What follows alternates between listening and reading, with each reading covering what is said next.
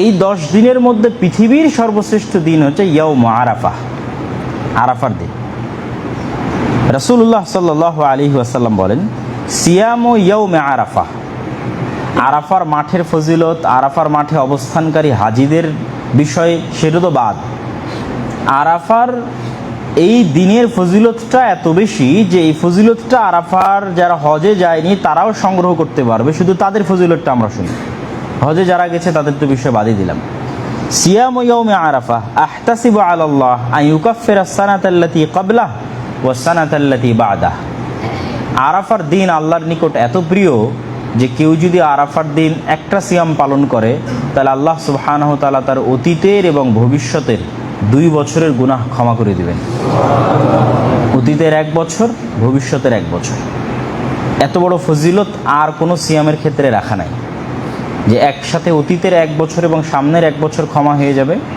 এইটা আর কোনো সিয়ামের ক্ষেত্রে, মানে নফল যে সিয়ামগুলো আমরা পালন করি তার মধ্যে এই সিয়ামটাই, আরাফার সেই সিয়ামটাই সর্বশ্রেষ্ঠ। এই 10 দিন কেন সর্বশ্রেষ্ঠ? এই 10 দিনের মধ্যে যতগুলো ইবাদত একত্রিত হয়েছে, রমজান মাসেও এতগুলো ইবাদত একত্রিত হয় না। এই 10 দিনের মধ্যে কি কি ইবাদত একত্রিত হয়েছে? আমরা জানি যে এই 10 দিনের একটা বড় ইবাদত হচ্ছে হজ, যা ইসলামের রুকনুম মিন আরকানিল ইসলাম। ইসলামের 5টা রুকুনের একটা রুকুন হচ্ছে হজ।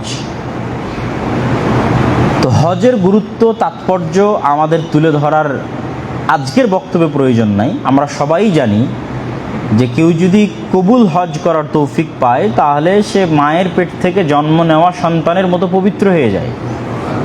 তাহলে হজ কত মহৎ এবং বড় ইবাদত, এবং হজ বাইতুল্লাহর সাথে সম্পৃক্ত, এবং হজের বেশিরভাগ কাজগুলো সুন্নাতে মিল্লাতে ইব্রাহিম আলাইহিসসালাতু ওয়াসসালামের সুন্নাতের সাথে সম্পৃক্ত। সাফা মারওয়া ইব্রাহিম আলাইহিসসালাতু ওয়াসসালামের, তারপরে কি বলে ওর নাম, যেখানে মাকাম ইব্রাহিমে দাঁড়ায় সেটাও ইব্রাহিম আলাইহিসসালাতু ওয়াসসালামের, মিনা সেটাও ইব্রাহিম আলাইহিসসালাতু ওয়াসসালামের, হজ নিজেও ইব্রাহিম আলাইহিসসালাতু ওয়াসসালামের। তো ইব্রাহিম আলাইহিসসালাতু ওয়াসসালামের সুন্নাতকে পুনরুজ্জীবন করা, তাকে স্মরণ করা, তাকে অন্তরে লালন করার সবচেয়ে বড় অনুষঙ্গ হচ্ছে হজ। তাহলে একটা বড় ইবাদত এই 10 দিনে সম্পূর্ণ হয়, সেটা হজ। আর একটা বড় ইবাদত যেটা মুসলমানেরা সারা পৃথিবীব্যাপী করে থাকে সেটা হচ্ছে কুরবানি। কুরবানির যে আনুষ্ঠানিকতা, কুরবানি একটি আদিকাল থেকে চলে আসা ইবাদত। যখন ইব্রাহিম আলাইহিসসালাতু ওয়াসসালামের 2 ছেলে হাবিল এবং কাবিল তারা একটা বিষয়ে মতভেদ করলো, তখন আল্লাহ সুবহানাহু ওয়া তাআলা তাদেরকে আদেশ দিয়েছিলেন যে তোমরা কুরবানি করো। তো তাদের আদম আলাইহিস সালামের 2 সন্তানকে আল্লাহ আদেশ দিয়েছিলেন। তো আগের যুগের কুরবানির কবুল হওয়ার আলামত ছিল আকাশ থেকে আগুন এসে সেই কুরবানি পুড়িয়ে দিয়ে চলে যেত। তাহলে কুরবানি অনেক আদিকাল থেকে চলে আসা একটা ইবাদত, যেই ইবাদত ইব্রাহিম আলাইহিসসালাতু ওয়াসসালামও করেছে। ইব্রাহিম আলাইহিসসালাতু ওয়াসসালামকে কুরবানির আদেশ দেওয়া ছিল তার সন্তানের কুরবানির আদেশ, যা আমাদের সবার জানা যে ইব্রাহিম আলাইহিসসালাতু ওয়াসসালাম অত্যন্ত বার্ধক্য বয়সে, যখন উনি সন্তান হওয়ার বিষয়ে সম্পূর্ণরূপে হতাশ, এবং প্রথম স্ত্রী থেকে যখন ওনার কোনো সন্তান নাই, তখন দ্বিতীয় স্ত্রী থেকে আল্লাহ সুবহানাহু ওয়া তাআলা তাকে যে সন্তান দিয়েছেন সেটা ইসমাঈল আলাইহিসসালাতু ওয়াসসালাম। তো একটা মানুষের কাছে তার সন্তান কতটা প্রিয়, আবার বার্ধক্য বয়সে এতদিন সন্তানের কামনায় থেকে থেকে, নিঃসন্তান অবস্থায় থেকে থেকে যদি কেউ একটা সন্তান পায় তাহলে সেটা তার কাছে কত প্রিয় হয়, এটা একমাত্র যারা এই সিচুয়েশনের মধ্যে দিয়ে গেছে তারাই সেটা ফিল করতে পারবে। যাদের সন্তান হচ্ছে না তাদের কষ্টটা দেখলে আপনি এটা ফিল করতে পারবেন। তাহলে সন্তান না হওয়া একটা বাবাকে যদি বলা হয় যে তোমার সন্তানকে কুরবানি করতে হবে, তাহলে সেটা তার বাবার জন্য কত কষ্টকর হতে পারে। তো ইব্রাহিম আলাইহিসসালাতু ওয়াসসালাম স্বপ্নে দেখলেন যে ইন্নী আযবাহুক, হে আমার সন্তান, আমি দেখছি যে আমি তোমাকে স্বপ্নের মধ্যে জবাই করতেছি, কুরবানি করতেছি, তো তোমার কি মতামত? তো সন্তান বলতেছে আল্লাহ আপনাকে যেটা আদেশ করেছে আপনি সেটা করেন, সাতাজিদুনি ইনশাআল্লাহু মিনাস সাবিরিন, আপনি আমাকে ধৈর্যশীলদের অন্তর্ভুক্ত পাবেন। এখানে একটা শব্দ পবিত্র কোরআনে ব্যবহৃত হয়েছে, ফালাম্মা আসলামা ওয়াতাল্লাহু লিল জাবিন। এই আসলামা এটা দ্বিবচন, কোরআন যারা পড়বেন তারা দেখবেন, বা যারা মোটামুটি আরবি জানেন, যে যখন পিতা ও পুত্র দুইজনই আত্মসমর্পণ করলো, ইসলাম গ্রহণ করলো। আসলামা মানে কিন্তু ইসলাম গ্রহণ করা, তো ইসলাম গ্রহণের শাব্দিক অর্থ হচ্ছে আত্মসমর্পণ করা। ফালাম্মা আসলামা, যখন পিতা এবং পুত্র উভয়ই আত্মসমর্পণ করলো। কি আত্মসমর্পণ করলো? আল্লাহর সিদ্ধান্তের সামনে আত্মসমর্পণ করলো। ওয়াতাল্লাহু লিল জাবিন, এবং তার গর্দানকে পেতে দিল, উৎসর্গ করে দিল আল্লাহর সিদ্ধান্তকে মেনে নেওয়ার জন্য। তাহলে পিতা এবং পুত্র উভয়ই আল্লাহর আদেশকে মানার জন্য স্যাক্রিফাইসের সর্বোচ্চ লেভেলে চলে গেছে, যে মানুষ উৎসর্গ করতে পারে, আত্মসমর্পণ করতে পারে, আল্লাহর দেওয়া আদেশ নিষেধ মেনে নিতে পারে, তার সর্বোচ্চ স্তরে পিতা এবং পুত্র পৌঁছে গেছে। পিতা তার সন্তানকে জবাই করার জন্য প্রস্তুত, সন্তান নিজে নিহত হওয়ার জন্য প্রস্তুত, শুধুমাত্র এটা আল্লাহ সুবহানাহু ওয়া তাআলার আদেশ। এই কারণে এটাই কিন্তু ইসলাম, আল্লাহর আদেশের সামনে আত্মসমর্পণের নামই কিন্তু ইসলাম। তাহলে এই যে কুরবানির একটা মহৎ ইবাদত, এই ইবাদতটা কখন সম্পূর্ণ হয়? এই 10 দিনের মধ্যে সম্পূর্ণ হয়। তাহলে আমরা হিসাব করতেছিলাম যে পৃথিবীর শ্রেষ্ঠতম ইবাদতগুলোর একটা ইবাদত হজ, যা এই 10 দিনে হয়। পৃথিবীর অন্যতম একটি বড় ইবাদত কুরবানি, যা এই 10 দিনে হয়। পৃথিবীর শ্রেষ্ঠতম একটা দিন আরাফার দিন, যা এই 10 দিনের মধ্যে আছে। আবার এই 10 দিনে আরও দুটো ইবাদত মানুষ যুক্ত করতে পারে, কানেক্টেড করতে পারে, যা রাসূল সাল্লাল্লাহু আলাইহি ওয়াসাল্লাম যুক্ত করেছেন। সেটা হচ্ছে সালাত, সিয়াম, দান। তো সিয়ামেরটা তো রাসূল সাল্লাল্লাহু আলাইহি ওয়াসাল্লাম বলে দিয়েছেন, হাদিসে স্পষ্ট এসেছে, আয়েশা রাদিয়াল্লাহু তাআলা আনহার হাদিস, যে রাসূলুল্লাহ সাল্লাল্লাহু আলাইহি ওয়াসাল্লাম এই জিলহজ মাসের প্রথম 9 দিন সিয়াম পালন করতেন। তাহলে 10 দিনের মধ্যে সিয়ামও ঢুকে গেল, 10 দিনের মধ্যে কুরবানিও ঢুকে গেল, 10 দিনের মধ্যে হজও ঢুকে গেল, 10 দিনের মধ্যে আরাফাও ঢুকে গেল। এতগুলো জিনিসকে একসাথে একত্রিত করা আর পৃথিবীর কোনো সময়ে সম্ভব নয়, যা এই 10 দিনে সম্ভব। এই জন্য এই 10 দিন যে সত্যিই পৃথিবীর শ্রেষ্ঠতম দিন, তাতে সন্দেহের কোনো অবকাশ নাই। এবং কুরবানির দিনকে রাসূল সাল্লাল্লাহু আলাইহি ওয়াসাল্লাম বলেছেন শ্রেষ্ঠতম দিন হিসেবে আমরা আরাফার দিনকে উল্লেখ করতে পারি। কুরবানির দিনকে আল্লাহ বলেছেন সবচেয়ে বড় দিন। এই দিনে তাকবীর পাঠের মাধ্যমে আল্লাহর বহত্ব ঘোষণা করা হয়। আ'যামুল আইয়াম ইনদাল্লাহ ইয়াউমুন নাহর, আল্লাহর নিকটে বড় দিন।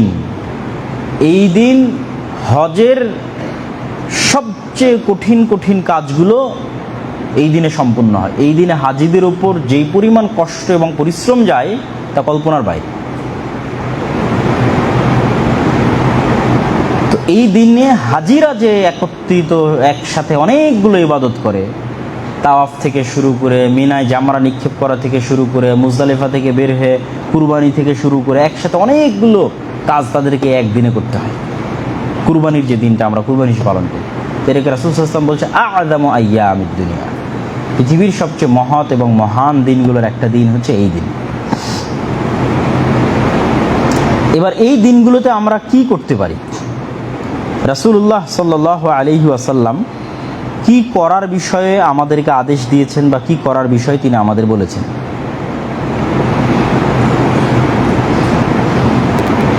প্রথমত, আমরা যা গতানুগতিক যে কাজগুলো যারা হাজিরা গেছে বা যারা যে কাজগুলো করবে তারা তো করবেই, আমাদের জন্য সবচেয়ে বড় কাজের একটা অংশ হচ্ছে এই দিনে সিয়াম পালন করা। ঈদের আগের দিন পর্যন্ত এই সিয়ামকে কন্টিনিউ রাখা। আর কেউ যদি এই 9 দিনের পুরো দিন সিয়াম পালন করতে না পারে, তো অন্তত পক্ষে আরাফার দিনের সিয়ামটা মিস দেওয়া কোনো মতেই উচিত নয়। কেননা আরাফার দিনে যত বেশি পরিমাণ মানুষকে আল্লাহ সুবহানাহু ওয়া তাআলা ক্ষমা করে থাকেন, আর পৃথিবীর কোনো দিনে এত বেশি পরিমাণ মানুষকে আল্লাহ সুবহানাহু ওয়া তাআলা ক্ষমা করেন না। যদিও সেই ক্ষমা করার বড় একটা অংশ যারা আরাফার মাঠে অবস্থান করছে তারাই পায়। কেন রাসূল সাল্লাল্লাহু আলাইহি ওয়াসাল্লাম বলেছেন, আল হাজ্জু আরাফা, আরাফাই হজ। যে আরাফা পেল তার হজ হয়ে গেছে, যে আরাফা পেল না রেড লাইন ক্রস করে দিয়েছে। অন্যগুলোর বাদিল আছে, মানে অপশন আছে। কারো যদি কোনোটা ছুটে যায়, মিস যায়, তাকে বলা হবে তুমি দম দাও, মুআল্লিমরা বলবে যে তুমি আর একটা কুরবানি বা খাসির টাকা দাও, সেটা তোমার নামে দান করে দেওয়া হবে। কোনো কিছু মিস গেলে, তাওয়াফ মিস গেলো বা এভরিথিং, কোনো রং হলো, কিন্তু আরাফা লা বাদিলা লাহ, যে আরাফা পায়নি তার আর কোনো অপশন নাই যে এই অপশন দিয়ে সে বলবে যে আমার হজ হয়েছে না। আল হাজ্জু আরাফা, আরাফাই হজ, মানে হজ শুদ্ধ হওয়ার জন্য আরাফা পেতেই হবে। তো আরাফার দিনের মহত্ব এবং বড়ত্ব আছে,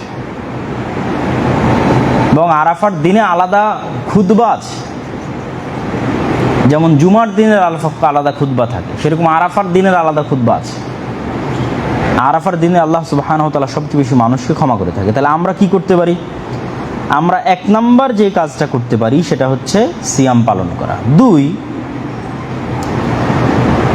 রাসূলুল্লাহ সাল্লাল্লাহু আলাইহি সাল্লাম বলেন, আব্দুল্লাহ বিন উমর রাদিয়াল্লাহু তাআলা আনহু থেকে, এই সুন্নাতটা মৃত। এখন যে সুন্নাতের কথা বলতেছি এটা আমরা আসলে কেউই করি না, এটা মৃত সুন্নাত। এই জন্য মৃত সুন্নাতকে জীবিত করারও নেকি এর সাথে সম্পৃক্ত হবে। মা মিন আইয়ামি আ'যামি দুনিয়া ইনদাল্লাহ ওয়ালা আহাব্বু ইলাইহিল আমাল ফীহিন্না মিন হাযিহিল আইয়ামিল আশর। দুনিয়াতে আল্লাহর নিকটে এই 10 দিনের চাইতে শ্রেষ্ঠ আর কোনো দিন নাই। এই 10 দিন আল্লাহর নিকটে পৃথিবীর সবচেয়ে শ্রেষ্ঠ দিন। ফাআকসিরু ফীহিন্না, অতএব এই 10 দিনে তোমরা মিনাত তাহলিল, বেশি বেশি লা ইলাহা ইল্লাল্লাহ বলো, ওয়াত তাকবীর, বেশি বেশি আল্লাহু আকবার বলো, ওয়াত তাহমিদ, বেশি বেশি আলহামদুলিল্লাহ বলো। তথা সারমর্ম কথা হচ্ছে তোমরা এই 10 দিনে বেশি বেশি আল্লাহ সুবহানাহু ওয়া তাআলার জিকির আজকার করো। তো এই 10 দিনের পুরো 10 দিনই ব্যাপকভাবে আমরা তাকবীর পাঠ করতে পারি। আব্দুল্লাহ বিন ওমর এবং আবু হুরায়রা রাদিয়াল্লাহু তাআলা আনহু এই 10 দিনের প্রতিদিনই এই সুন্নাতটা মানুষকে শিখানোর জন্য বাজারে বের হতেন এবং তাকবীর দিতেন এবং আলহামদুলিল্লাহ বলতেন। এবং মানুষেরাও, যেহেতু তখন মানুষ সবাই সচেতন ছিল এই সুন্নাতটা সম্পর্কে, জাস্ট স্মরণ করিয়ে দেওয়া লাগতো, তো স্মরণ করিয়ে দিলে তখন মানুষেরাও বলতো যে আল্লাহু আকবার, আল্লাহু আকবার। তো এই 10 দিনের ইবাদতের একটা বড় অংশ হচ্ছে আল্লাহ সুবহানাহু ওয়া তাআলার বড়ত্ব, মহত্ব, প্রশংসা, লা ইলাহা ইল্লাল্লাহ, আলহামদুলিল্লাহ, এটা পাঠ করা। কিন্তু এটা কিন্তু একটা মৃত সুন্নাত। তো মৃত সুন্নাতকে জীবিত করলে আমরা এটার উপর আর যারা আমল করবে তাদেরও কিন্তু নেকির অংশ এবং ভাগীদার আমরা হব। তো আমরা ছোট পরিসর থেকে শুরু করতে পারি, ঠিক আছে, আমাদের বাড়ি থেকে শুরু করতে পারি, আমাদের মসজিদ থেকে শুরু করতে পারি, তারপরে আমাদের আশেপাশের সার্কেলে মানুষকে এটা ছড়িয়ে দিতে পারি যে আমরা যেন এই 10 দিনে উঁচু স্বরে তাকবীর বলি, উঁচু স্বরে লা ইলাহা ইল্লাল্লাহ বলি, উঁচু আওয়াজে আলহামদুলিল্লাহ বলি, সালাতের পরে বলতে পারি, ঠিক আছে, যে কোনো সময় বলতে পারি। তাহলে একটা আমরা ইবাদতের অংশ হিসেবে 10 দিনের জন্য সিয়াম পালন করা, একটা ইবাদতের অংশ হিসেবে আল্লাহ সুবহানাহু ওয়া তাআলার বড়ত্ব এবং মহত্ব বর্ণনা করা। এবং এটা আল্লাহ সুবহানাহু ওয়া তাআলা কোরআনের আয়াতেও আদেশ দিয়েছেন, ওয়া লিয়াশহাদু মানাফিআ লাহুম ওয়া ইয়াযকুরু ইসমাল্লাহ ফি আইয়ামিম মা'লুমাত। আর তারা যেন নির্ধারিত দিনগুলোতে আল্লাহকে স্মরণ করে, আল্লাহর জিকিরকে উঁচু করে। তো সব মুফাসসির একমত যে নির্ধারিত দিন এই 10 দিন, আইয়াম মা'লুমাত এই 10 দিন, এই 10 দিনে যেন তারা আল্লাহ সুবহানাহু ওয়া তাআলার আওয়াজকে, আল্লাহ সুবহানাহু ওয়া তাআলার বড়ত্ব এবং মহত্বকে উঁচু করে। আর সৎ আমলের মধ্যে যত ধরনের সৎ আমল আছে তার সবগুলোই আমরা এই 10 দিনে করতে পারি। তার মধ্যে যেমন একটা বড় সৎ আমল হতে পারে দান করা, আমরা এই 10 দিনে আল্লাহ সুবহানাহু ওয়া তাআলার রাস্তায় দান করতে পারি। এবার আমরা চলে আসি, আমরা যেহেতু হজে যাইনি সেহেতু হজের বিধান আমাদের সাথে প্রাসঙ্গিক নয়। এই 10 দিনের আর একটা বড় কাজ যেটার হুকুম আহকাম আমাদের জানা উচিত, সেটা হচ্ছে কুরবানি। কুরবানির গুরুত্ব, কুরবানির ফজিলত এবং কুরবানি সংক্রান্ত হুকুম এবং আহকাম আল্লাহ সুবহানাহু ওয়া তাআলা পবিত্র কোরআন মাজিদে বলেন, ফাসাল্লি লিরাব্বিকা ওয়ানহার। হে নবী, আপনি আপনার প্রতিপালকের জন্য সালাত আদায় করুন এবং আপনার প্রতিপালকের জন্য কুরবানি করুন, আদেশ। আল্লাহ সুবহানাহু ওয়া তাআলা আরো বলেন, কুল ইন্না সালাতি ওয়া নুসুকি ওয়া মাহইয়ায়া ওয়া মামাতি লিল্লাহি রাব্বিল আলামিন।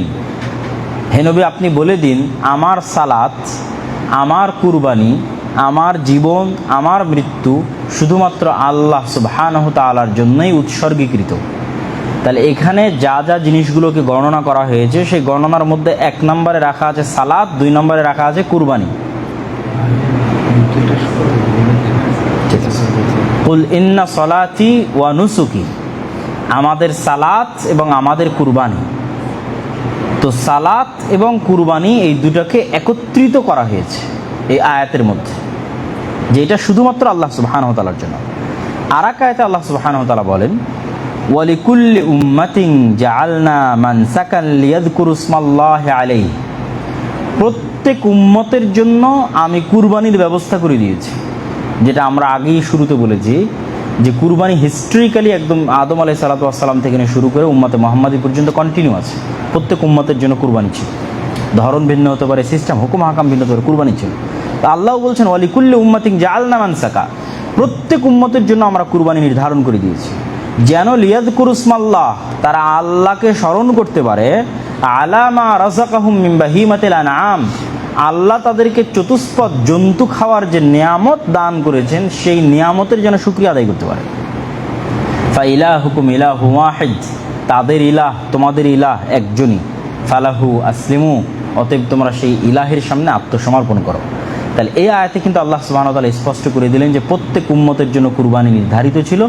আর কুরবানির পিছনের গোপন রহস্যটা আল্লাহ বলে দিলেন, কেন আল্লাহ কুরবানি নির্ধারণ করেছেন, যেন মানুষ শুকরিয়া আদায় করতে পারে। আল্লাহ সুবহানাহু ওয়া তাআলা মানুষকে যে চতুষ্পদ জন্তু থেকে উপকার গ্রহণের যে নিয়ামত পৃথিবীর মানুষকে দিয়েছেন, চতুষ্পদ জন্তুকে ব্যবহার করে কত ধরনের নিয়ামত মানুষ সংগ্রহ করে। মানুষের গায়ের জামা থেকে শুরু করে, পায়ের জুতা থেকে শুরু করে, তারপরে হচ্ছে কাপড় চোপড় থেকে শুরু করে, গরমের জন্য ব্যবহারের, এগুলো কিন্তু আল্লাহ কোরআনে অন্য আয়াতে বলেছে। গরমের ব্যবহার থেকে শুরু করে, তাদের থেকে দুধ থেকে শুরু করে, তাদের গোস্ত থেকে শুরু করে, প্রত্যেকটা বিষয়ে তাদেরকে যানবাহন হিসেবে ব্যবহার থেকে শুরু করে, কৃষিকাজে লাগানো থেকে শুরু করে, প্রত্যেকটা বিষয়ের এই চতুষ্পদ জন্তুগুলো পৃথিবীর মানুষের জন্য অসংখ্য অসংখ্য উপকারী। ধরেন কোনো উপকারী যদি বাদ দেন, এখন আপনাদের যদি যানবাহনের উপকারের কথা বলি, তাহলে যানবাহনের উপকারের কথা মনে থাকবে না, বুঝতে পারবেন না যানবাহনের উপকার কি, আপনাদের কাছে গাড়ি আছে, ঠিক আছে। কিন্তু এতটুকু উপকার কিন্তু আমরা ঠিকই বুঝতে পারতেছি যে হাজার হাজার লক্ষ কোটি মানুষের রিজিক এই অ্যাগ্রো ফার্মিংয়ের উপর নির্ভর করে। যেমন আমাদের পুষ্টি এই চতুষ্পদ জন্তুর সাথে কানেক্টেড, ঠিক এটার উপর ভিত্তি করে লক্ষ কোটি মানুষ তাদের ইনকামের ব্যবস্থা তৈরি করতেছে। ডেইরি ফার্মের মাধ্যমে, গোস্তের মাধ্যমে, পশু আবাদ, পশু লালন পালন করে সেটা বিক্রির মাধ্যমে। তো ঘুরে ফিরে যুগ যতই পরিবর্তন হোক, এগুলোর মূল্য কোনো দিন কমবে না, এগুলোর উপকার কোনো দিন কমবে না, এগুলো থেকে মানুষ উপকার নিতেই থাকবে। তো মানুষ যেগুলো থেকে উপকার নিচ্ছে তার নেয়ামত স্বরূপ, এটার শুকরিয়া স্বরূপ মানুষের উচিত এই কুরবানিতে অংশগ্রহণ করা। কুরবানির হুকুম কি? কুরবানির হুকুম ওয়াজিব না সুন্নাত?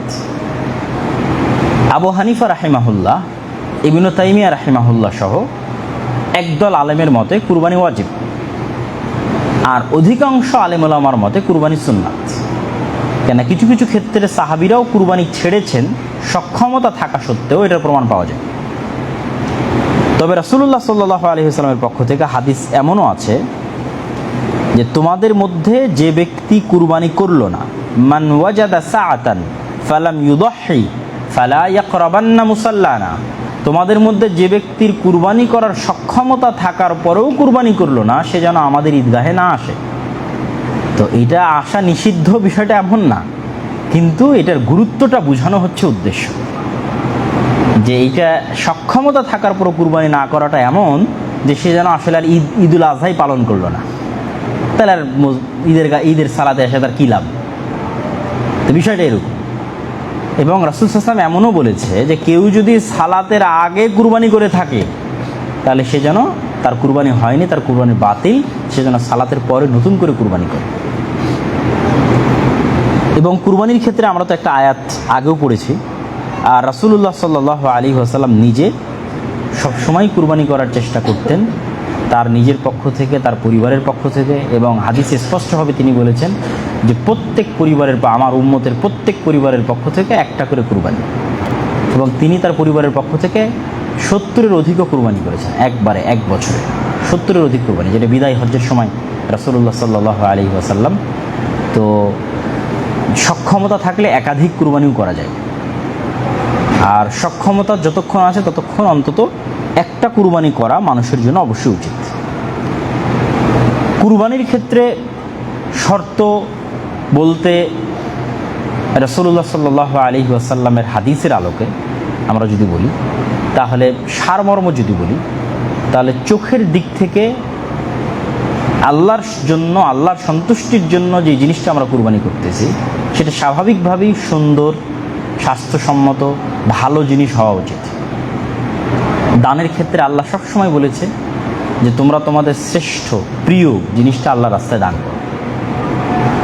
তো এটা তো একটা simple common knowledge, common sense থেকে আমরা এটা বুঝতে পারি যে আমরা আল্লাহর রাস্তায় দান করব, তাহলে রোগা, খোড়া, কানা, ঠিক আছে, সেগুলো কেন? অল্প বয়সী, দাঁতে নিয়ে, সেটা কেন? একটা পূর্ণতা, সকল দিক থেকে একটা পূর্ণতার মানদণ্ড নির্ধারণ করা আছে। তো এই যে দাঁতের বিষয়ে যেগুলো বলা হয়, বছরের বিষয়ে যেগুলো বলা হয়, কানা, খোড়া, রোগার বিষয়ে যেগুলো বলা হয়, সেগুলো সবগুলোর সামারি কি? সবগুলোর সামারি হচ্ছে আল্লাহ সুবহানাহু ওয়া তাআলার জন্য যেটা কুরবানি করা হবে, সেটা যেন সব দিক থেকে পূর্ণতার মাত্রায় থাকে। আমি একটা খাসি কুরবানি করি অথবা একটা গরু কুরবানি করি, যেটাই কুরবানি করি না কেন, সেটা তার কোয়ালিটি অনুযায়ী, মানে ওই প্রাণীগুলোর মধ্যে যে কোয়ালিটি আছে, সেই কোয়ালিটিগুলোর অনুযায়ী এই প্রাণীটা একটা কোয়ালিটিফুল প্রাণী হতে হবে। মানদণ্ডের দিক থেকে একটা শ্রেষ্ঠতম প্রাণী হতে হবে, এবং সেই শ্রেষ্ঠতম প্রাণীটা আমরা আল্লাহ সুবহানাহু ওয়া তাআলার রাস্তায় কুরবানি করব। এবং কুরবানির ক্ষেত্রে ভাগের যে বিষয়টা, এইটা খুব বড় একটা বিষয় এরকম কিন্তু না, কিন্তু আমাদের সমাজের কৃষ্টি কালচার এমন হয়ে গেছে যে আমরা এটাকে বড় বিষয় বানিয়ে ফেলেছি, এবং কিছু ব্যক্তি স্বার্থের কারণেও আমরা এটাকে বড় বিষয় বানিয়ে ফেলেছি। যে গরুর গোশতের প্রতি আমাদের যে মায়া এবং মহব্বত এবং যে ভালোবাসা, এইটা তার একটা বড় কারণ। যেহেতু গরু গোশত আমরা খাওয়া পছন্দ করি, আর গরুর দাম বেশি, একাই দেওয়া সম্ভব নয়, ফলত এটা আমাদের দেশে ব্যাপকভাবে প্রচলন হয়ে গেছে যে গরুর গোশত খাওয়ার জন্য তো আমাকে ভাগে যাইতেই হবে, কোনো ওয়ে নাই। তো ভাগের যে একদম দলিল নাই সেটাও নয়। তো সকল দৃষ্টিকোণ থেকে এটাই শ্রেষ্ঠ যে আমরা একটি পরিবারের পক্ষ থেকে একটি পূর্ণ প্রাণ আল্লাহ সুবহানাহু ওয়া তাআলার রাস্তায় উৎসর্গ করব। এইটা যে শ্রেষ্ঠ, এটার বিষয়ে আপনি কোনো দ্বিমত পাবেন না। এমনকি আবু হানিফা রাহিমাহুল্লাহ বলছেন, আবু হানিফা রাহিমাহুল্লাহর ফতোয়া, যে নিয়তের মধ্যেও যদি ত্রুটি থাকে, যে 7 জন মিলে ভাগে অংশগ্রহণ করেছে, কোনো একজনের নিয়তে ত্রুটি আছে, তা আবু হানিফা রাহিমাহুল্লাহর মতে সবার কুরবানি বাতিল। ইমাম শাফি আহমদ বিন হাম্বল সেটা বলেন, কিন্তু যিনি ভাগে কুরবানির পক্ষে তিনি বলতেছেন সবার কুরবানি বাতিল। আবার কারো যদি ইনকামের মধ্যে কম বেশি থাকে, তাহলেও সবার কুরবানি বাতিল, একজনের জন্য সবারটাই বাতিল।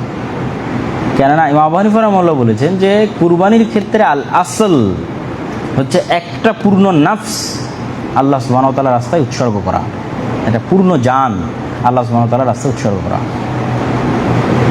আর ইমাম মালিক বলছেন যে ভাগে চলবে, তবে টাকায় মালিকানায় নয়, নেকিতে ভাগ হতে পারে। এটার ব্যাখ্যা কি? ইমাম মালিকের মতে কেউ যদি টাকায় মালিকানায় ভাগ হয় তো বাতিল, নেকিতে ভাগ দিতে পারে। মানে আমি একক টাকা একটা কুরবানি কিনেছি, কিনে আমি এখন নিয়ত করতেছি যে আমার ছেলে মেয়ে, ভাই বোন, পিতা মাতা সবার পক্ষ থেকে আল্লাহ সুবহানাহু ওয়া তাআলা এই কুরবানিটা কবুল করুন, তাহলে আমি নেকিতে তাদেরকে ভাগ দিলাম। কিন্তু এই কুরবানিটা ক্রয়ের টাকা মালিকানা একক আমার। ইমাম মালিকের মতে টাকা এবং মালিকানায় যদি ভাগ হয়ে যায় তাহলেও বাতিল।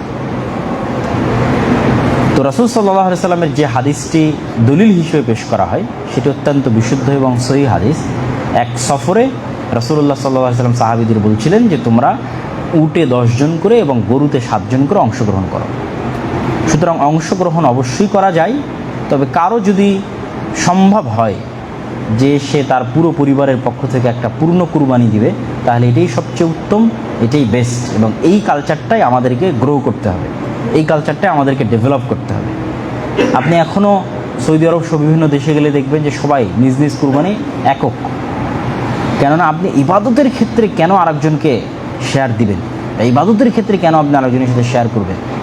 এই জিনিসটাই তো আত্মমর্যাদার সাথে যায় না, যে আমি আল্লাহর জন্য একটা ইবাদত করব সেটাও আবার আরেকজনের সাথে শেয়ার করে। তো সেক্ষেত্রে আমরা সম্পূর্ণ বাদ দিচ্ছি, বাতিল বলছি এটা নয়, আমরা কোয়েশ্চেন মার্ক দিয়ে রাখতেছি যে আপনারা যেভাবে ঢালাও হারে আমরা ভাগে কুরবানি করি, এইটা অবশ্যই একটা কোশ্চেনেবল বিষয়, প্রশ্নবিদ্ধ বিষয়।